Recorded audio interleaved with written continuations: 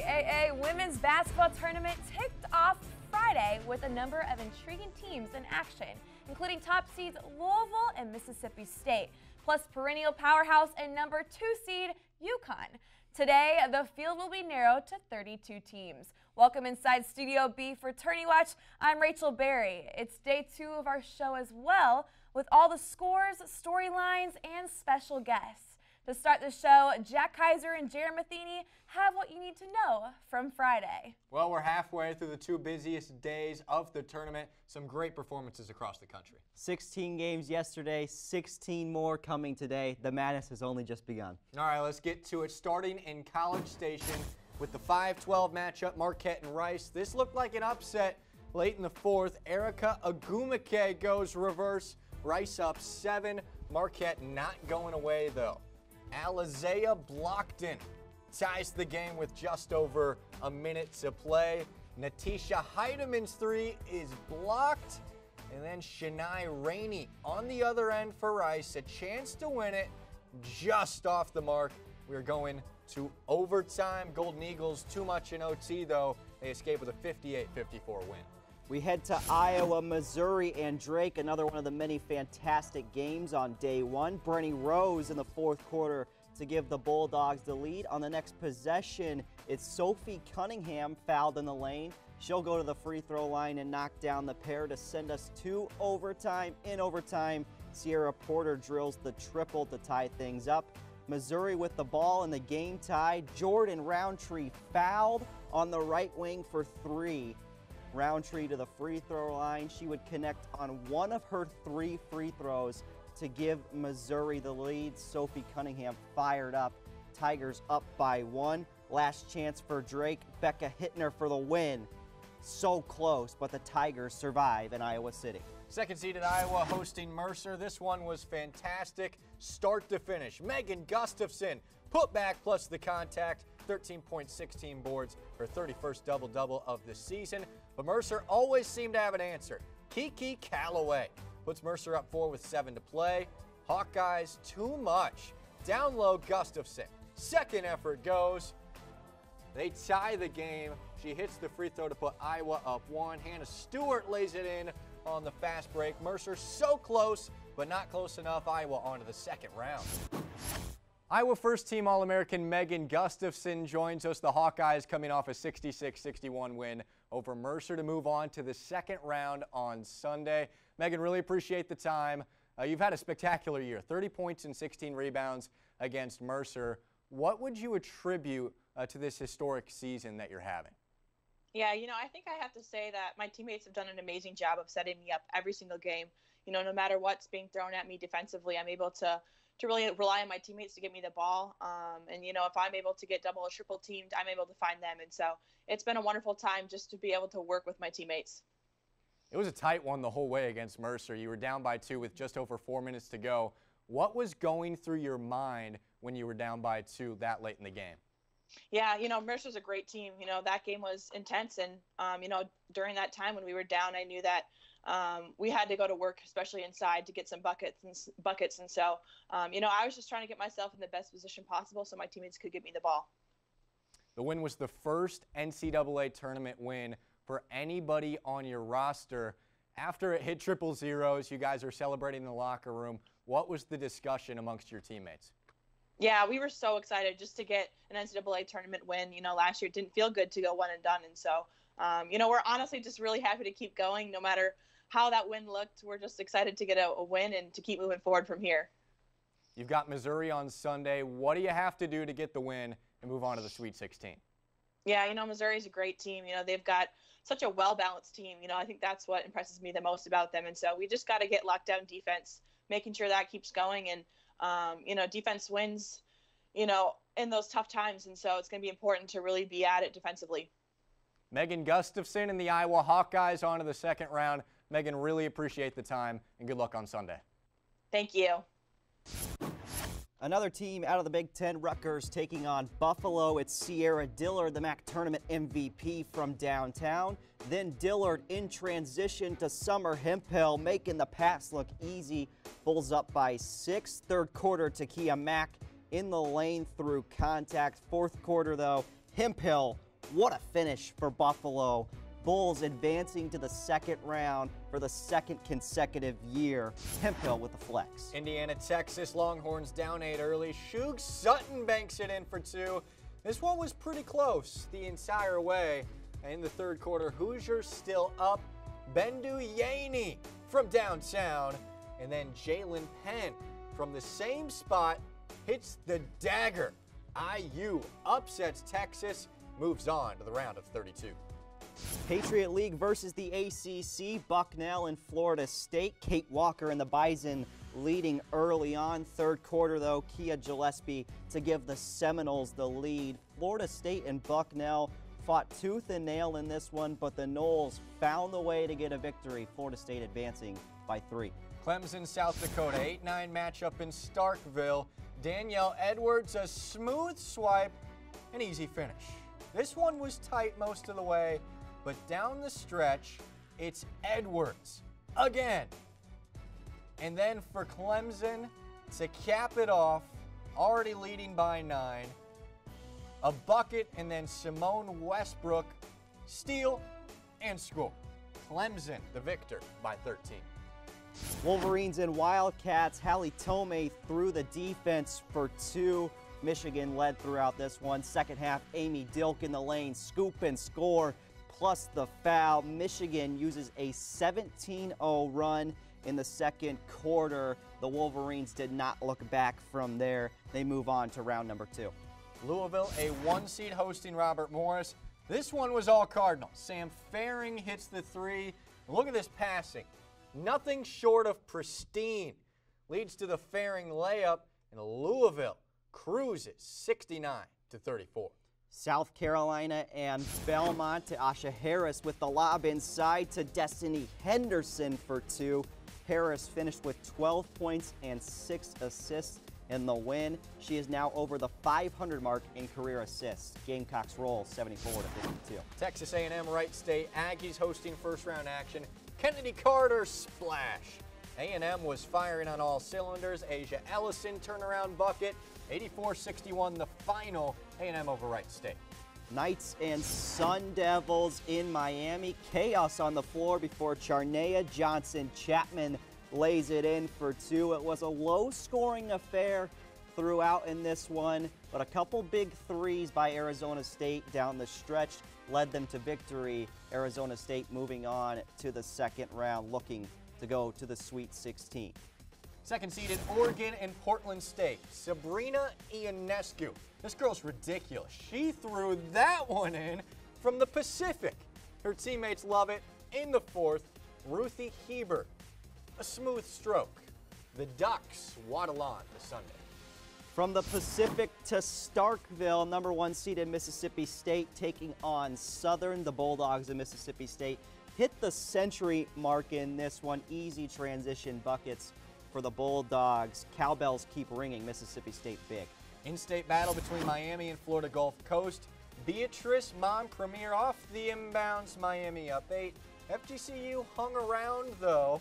Carrie Jouette Giles, 3-ball.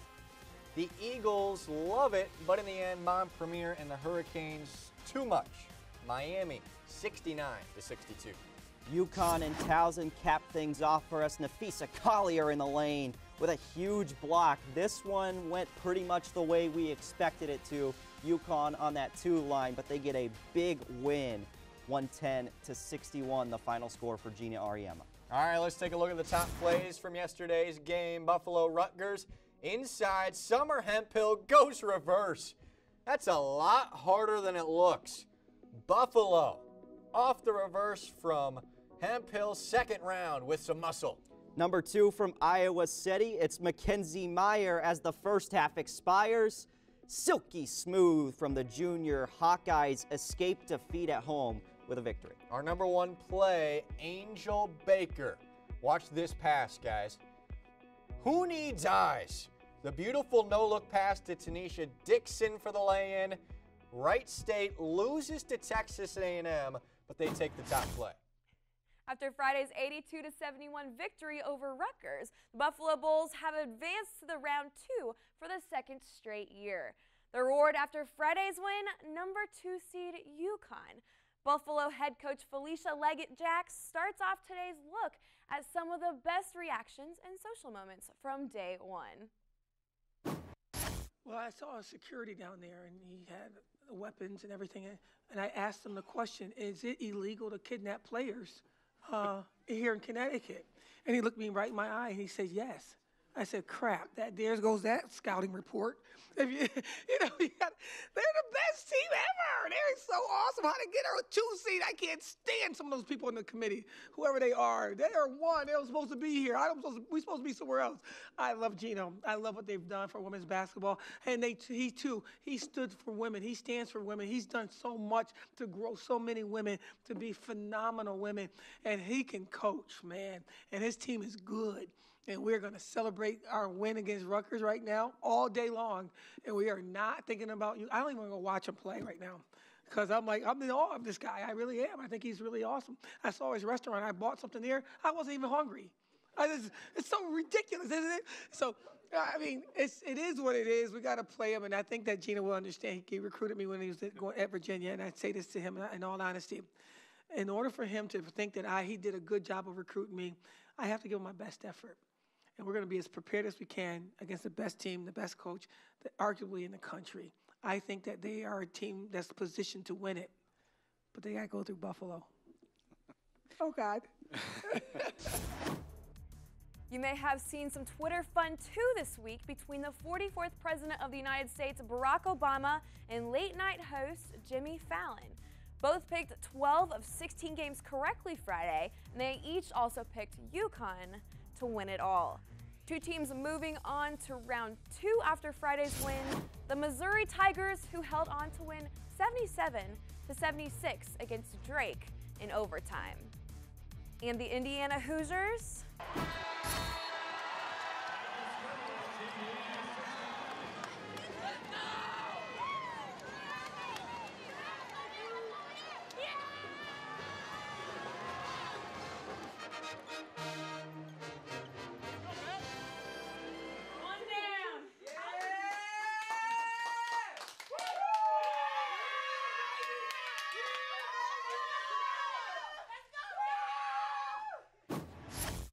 If any of the Baylor Bears didn't know where Abilene, Texas was located, the home of Baylor's first-round opponent today, Abilene Christian, their head coach, Kim Mulkey, helped.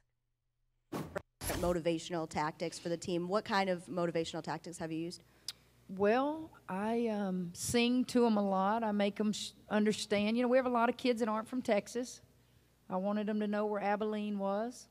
So I play the music, Abilene, Abilene. And then Sheryl Crow has a song about Abilene, doesn't she? Y'all don't know these things. I can tell by the look on your faces. And that disappoints me because I think y'all are well-rounded media people. Go listen to those songs, and then before we leave, tell me who sang the song. It could be an article I read in a newspaper about a totally different sport, and I bring it to the locker room. It could be showing old film from the 2005 championship team. Abilene. Kim Mulkey certainly has her team excited for today. But, Jack, what are you most excited for? Well, there were a lot of good games yesterday. We didn't get that big upset. Maybe that happens this afternoon. Before we get into today's games, let's take a look back at the bracket and updated standings. Starting in the Greensboro region, Iowa and Missouri meeting off before the Sweet 16 in Iowa City, as well as Florida State and South Carolina. In Portland, as we continue to move through the bracket, Mississippi State and Clemson. And then that big upset for IU over Texas. They'll meet Oregon in Eugene. To Chicago we go. Notre Dame, the #1 seed overall. A lot to fill in on this side of the bracket. Marquette and Texas A&M, the only two that have booked their tickets so far. Into our final region in Albany, New York. Louisville and Michigan, the only two besides Buffalo and UConn who have moved on. And looking at today's schedule, Jack, Central Michigan and Michigan State, that's the one you have your eye on. Yeah, setting up to be a heck of a game. The Chippewas in the midst of another outstanding season after a Sweet 16 run last year. Raina Frost one of the best rebounders in the country, paired with Presley Hudson, one of the best pure scorers in the nation, makes CMU very dangerous. And at the 11 o'clock hour, Maryland and Radford. Brenda Freeze in Maryland. They play early, and when they play in the first round, the Terrapins are a perfect 15-0 with Freeze as the head coach, but she still says they have to be prepared today. They face a very good Radford squad in the first slate. In the second slate of games, Jack, a 2 seed has never been beaten by a 15 seed. We almost had it yesterday, but you like this Stanford-UC Davis matchup. Yeah, that's right, Jaron. Stanford's hot right now, coming off a Pac-12 championship. But Iowa was coming off a Big Ten championship and almost got bounced by Mercer. UC Davis has Morgan Birch, who ranks 4th in the nation, scoring 24 per game. Big-time players show up in big-time games. Birch does that tonight. Watch out for UC Davis. And these are some big-time players as well. Your 4 players to watch today, starting with Arike Agumbawale and Notre Dame. Yeah, she may be the most well-known name in women's college basketball with what she did in last year's Final Four, winning the national championship for the Irish. Alana Smith, Bridget Carlton, 2 second-team All-Americans. And Raina Frost, 22 per game, 14 rebounds per game. She's a force to be reckoned with coming out of the MAC. Those are 4 players you definitely have to keep an eye on today. So here we go. 16 more games today, including Ames, Iowa, where number 3 seed Iowa State, its head coach, Bill Fennelly, is ready.